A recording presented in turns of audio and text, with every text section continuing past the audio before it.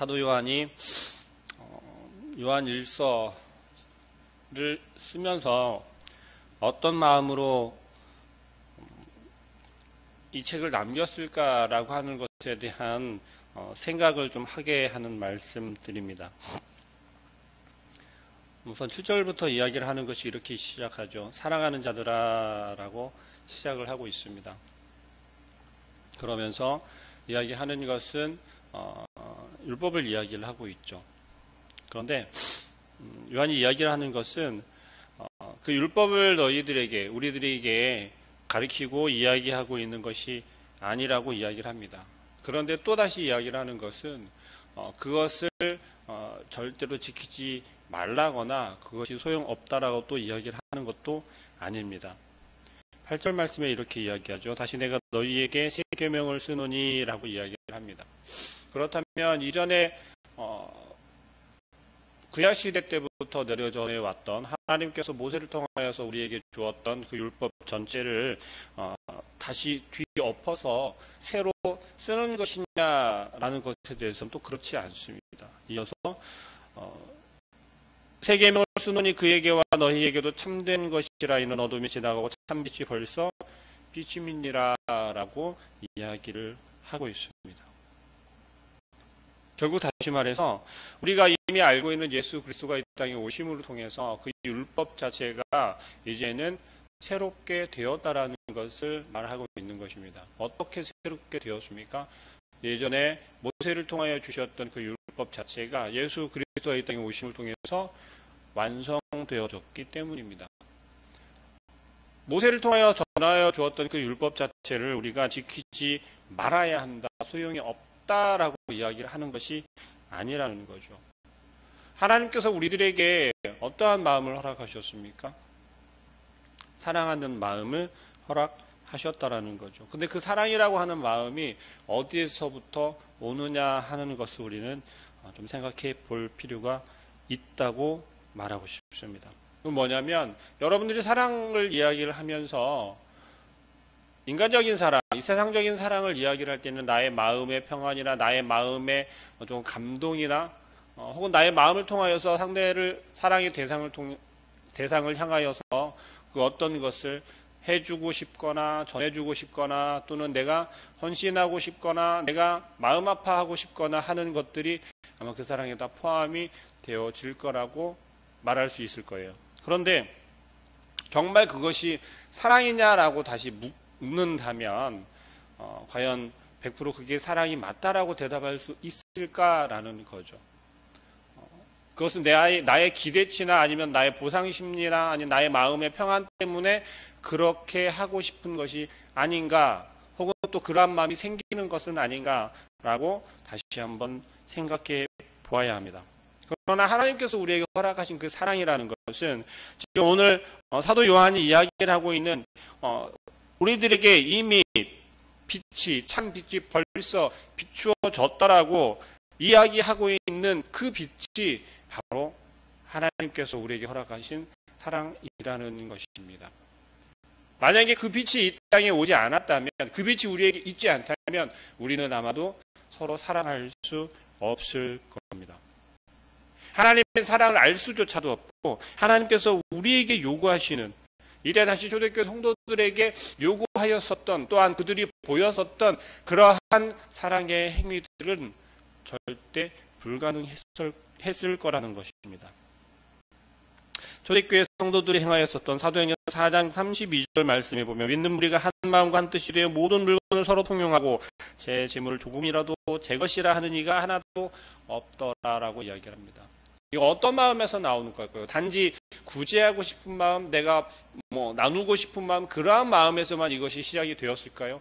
그렇지 않다라는 거죠. 초대교회 성도들이 이러한 마음을 가질 수 있었던 건 그 빛이 그들에게 비추어지며 하나님의 사랑이 그들에게 나타나여졌기 때문에, 그들이 맛보았기 때문에, 그들이 하나님의 사랑으로 변화되었기 때문에 가능했다라는 것입니다. 9절 말씀부터 이렇게 이야기하죠. 빛 가운데 있다 하면서 그 형제를 미워하는 자는 이라고 이야기를 합니다. 하나님의 사랑 가운데 있다라고 하면서 형제를 미워할 수 없습니다. 하나님의 사랑 가운데 있다라고 하면서 우리는 내 가족을, 내 친구들을 미워할 수 없다라는 거죠. 그런데 혹여라도 우리의 마음 가운데 아직도 그러한 미워하는 마음이 있습니까? 조금이라도 한치의 망설임 없이 나는 너를 사랑한다라고 대답할 수 있습니까? 아니면 여전히 나의 마음 가운데서 내가 너를 용서할 수 없어. 난 절대 잃어버리지 않을 거야. 잊지 않을 거야. 내 마음 가운데 꾹꾹 눌러두고 담아두었다가 반드시 복수할 거야. 라는 마음을 가지고 계십니까? 사도 요한은 그렇게 이야기를 합니다. 그러한 마음이 있다면, 형제를 아직까지도 용서하지 못하고 미워하고 있다면 어둠 가운데 있다라고 이야기하고 있습니다. 10절 말씀에 그 형제를 사랑하는 자는 빛 가운데 거하여 라고 말합니다. 하나님의 사랑 가운데 거하는 사람은 한치의 망설임도 없으며 한치의 거리낌도 없을 거라고 사도 요한은 이야기하고 있는 것입니다. 어떻습니까? 하나님을 믿는다고 고백하는, 하나님만을 부르짖는다고 고백하는 우리 모든 성도님들은 정말 형제를 사랑하십니까? 이웃을 사랑하십니까? 나의 가족들을 사랑하십니까? 나의 믿지 않는 가족들을 내가 사랑하십니까? 사도 요한이 이야기를 하고 있는 하나님께서 우리에게 보내주신 그 참 빛 가운데 거하는, 어둠에 속해 있는 것이 아니라 여전히 어둠 가운데 거닐고 있는 것이 아니라 빛 가운데로 나와왔으며 그 빛에 내가 비추어져서 하나님의 사랑 가운데 거하는 사람은 형제를 미워하지 않는다라는 것입니다. 용서할 수 있다라는 것입니다. 내가 손을 먼저 내밀어 줄 수 있다는 것입니다. 12절에 또 이렇게 이야기하죠. 자녀들아, 내가 너희에게 쓰는 것은 너희 죄가 그의 이름으로 말미암아 사함을 받았음이요. 사도 요한은 도대체 무엇을 보았기에, 어떤 것을 경험하였기에 이런 말을 할 수 있을까요? 사도 요한이 지금 이야기하고 있는 이 자녀들이라는 것은 도대체 누구를 말하고 있는 걸까요? 우리가 잘 알고 있지 않습니까? 바로 저와 여러분들을 말하고 있다라는 것입니다. 사도 요한이 이야기를 하고 있는 저와 여러분들의 죄가 깨끗하게 되었다라는 것은 누구를 이야기하는 거죠? 사도 요한이 함께 했으며, 함께 거닐었고, 함께 경험하였고, 함께 하나님의 사랑과 이 은혜와 능력을 맛보았던 그분을 직접 보고 경험하고 느꼈기 때문에 당당히 이야기할 수 있는 것입니다. 여러분께서 믿는 그 하나님을, 여러분께서 믿는 그 주님을 여러분은 어떻게 전하고 계십니까? 단지 입으로만 하나님 믿어야 한다라고 전하고 있습니까? 예수님 믿어야 구원받는다라고 전하고 있습니까? 아니면 여러분들이 만나고 여러분들이 느끼고 여러분들이 경험한 그 하나님을, 그 주님을 전하고 있습니까? 하나님께서 우리에게 빛 가운데 거하라고 사도 요한을 통해서 말씀하고 계신 것은 여러분들의 삶이 빛 가운데 거하고 있어야 되고, 여러분들이 형제 자매를 사랑해야 하는 것입니다. 여러분들의 모습 속에서 친구를 사랑하는 모습이, 형제를 사랑하는 모습이, 가족들을 사랑하는 모습이 나타나져야 한다는 것입니다. 전혀 우리의 행동은, 우리의 모습은 변함이 없고 전혀 변한 것이 없는데도 불구하고 나는 하나님을 믿는다라고 그들에게 말한다면, 그들에게 전한다면 하나의 능력도 나타나지 않을 것입니다.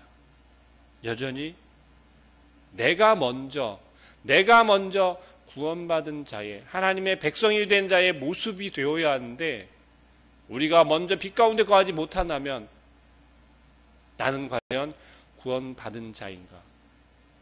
아니면 나에게는 복음이 있는가?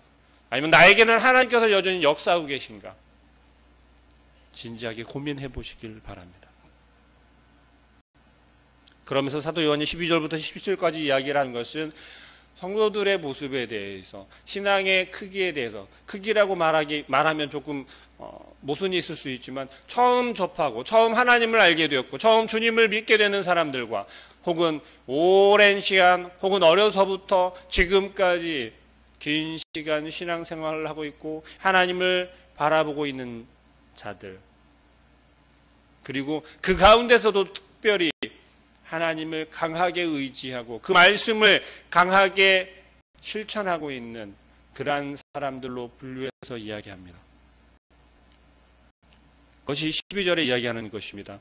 자녀들아, 내가 너희에게 쓰는 것은 너희 죄가 그의 이름으로 말미암아 사함을 받았느니라. 하나님을 잘 알지 못했던 그들에게 무엇이라고 전합니까? 하나님을 믿어야 하는 이유에 대해서 이야기합니다. 예수님을 믿어야 하는 이유에 대해서 이야기를 하고 있습니다. 왜요? 우리가 예수님을 믿은 이유가 무엇입니까? 우리가 하나님을 믿은 이유가 무엇입니까?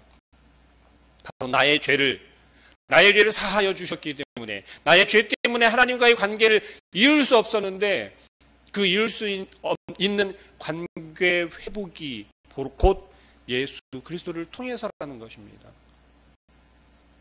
또 아비들아, 내가 너희에게 쓰는 것은 너희가 태초부터 계신 일을 알았으며 청년들아, 내가 너희에게 쓰는 것은 너희가 악한 자들을 이기었습니다. 우리는 처음 하나님을 믿었을 때는 어떻습니까? 너무나 감동하지 않습니까? 너무나도 정말 나의 마음 가운데 감동이 일어나서, 감격이 일어나서 한치도 망설일 수 없게 되지 않습니까? 근데 그러한 마음들이 시간이 지나면서 더 풍성해지고 더 단단해져야 할 텐데 어떻습니까? 사도 요한이 이야기를 하는, 지금 아비드라라고 지칭하면서 이야기를 하고 있는, 아주 오랜 시간 신앙생활 한다라고 말하고 있는